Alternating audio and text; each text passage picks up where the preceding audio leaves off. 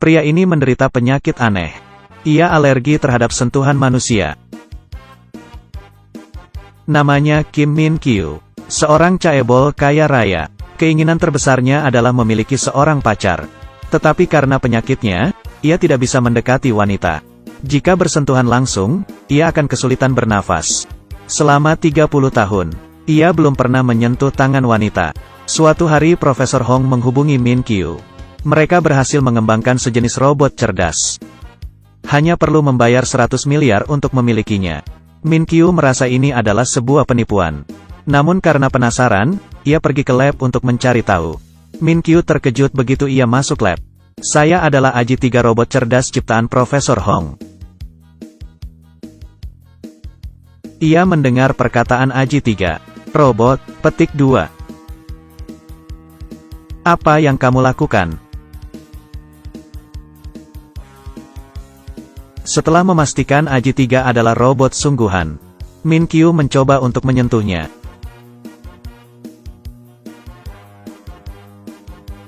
Tidak ada perubahan abnormal pada dirinya. Min Kyu pun langsung membeli AJ3. Bahkan menginvestasikan dana untuk mereka. Malam harinya, AJ3 terkena air dari minuman salah satu tim. Terjadi kecelakaan pada AJ3.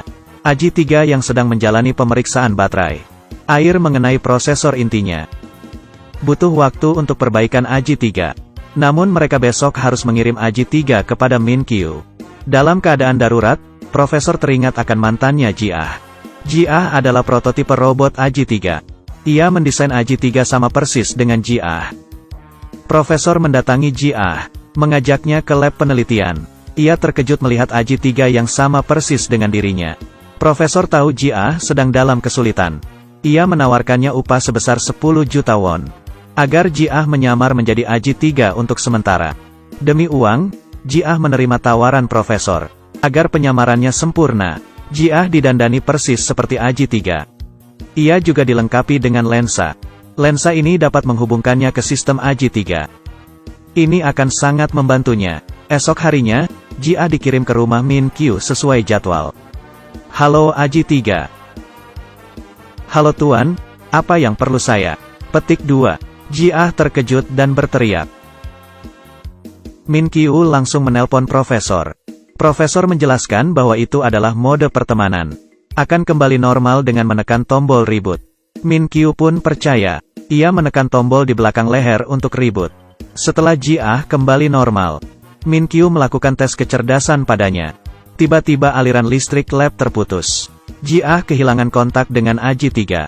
Ia hanya bisa pasrah. Pertama, Ji-ah diminta untuk mendapatkan kata sandi kotak dengan menggunakan kalkulus. Dalam waktu 3 menit. Tetapi IQ Ji-ah hanya 94. Kemudian, akhirnya pulang kerja. Ji-ah dibawa pulang ke lab. Profesor Hong memarahinya.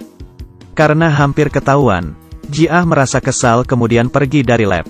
Sesampai di rumah, Ji-ah menerima telepon. Bahwa investasi usahanya ditunda tanpa batas waktu. Ia tidak rela gagal begitu saja. Jadi ia menulis surat permohonan.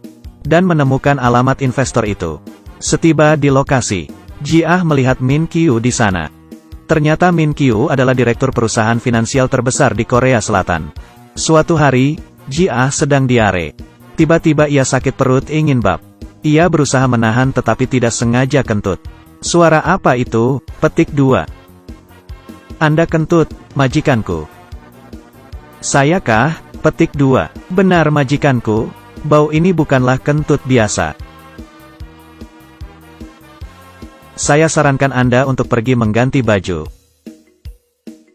Akhirnya Min Kyu pergi. Ji-ah bergegas ke toilet. Ji-ah tak terlihat saat ia keluar dari kamar. Min Kyu mencarinya, ia melihat Ji-ah sedang menyemprot parfum di dalam toilet. Agar tidak ketahuan, Ji-ah pura-pura sedang membersihkan toilet. Tapi Min Kyu tidak percaya bahwa robot boleh menyentuh air. Tentu saja, saya adalah robot top dunia yang mahir mencuci piring. Bohong. Apa kamu pikir ini adalah pembersih? Petik 2. Akhir-akhir ini membersihkan dengan parfum adalah tren terbaru.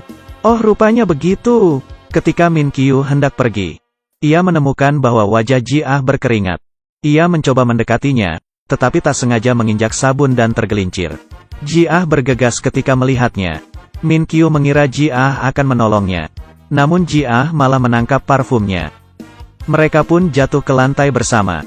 Min Kyu merasa kesakitan, karena tubuh Ji-ah terpasang plat besi. Ini membuatnya semakin percaya bahwa Ji-ah adalah robot. Di hari-hari selanjutnya, Min Kyu sangat puas dengan kemampuan Ji-ah. Ia bahkan menunjukkan skill memasaknya kepada Ji-ah. Kemudian membiarkan Ji-ah melihatnya sedang makan. Saya akan makan bersamamu andaikan kamu manusia. Ini membuatku sakit hati. Diam, saya lebih sakit hati lagi. Memanfaatkan kesempatan ini, Ji-ah sengaja menyalakan TV yang menyiarkan program kewirausahaan anak muda. Agar Min Kyu mau berinvestasi lagi dalam proyeknya. Namun Min Kyu mengatakan bahwa para pengusaha muda itu semuanya pembohong. Ji-ah sangat marah setelah mendengarnya. Ketika Ji-ah sedang bersih-bersih, ia tidak sengaja merobohkan kastil kartu yang disusun Min Kyu selama 15 tahun. Min Kyu berteriak. Tersisa 5% baterai, akan memasuki mode standby.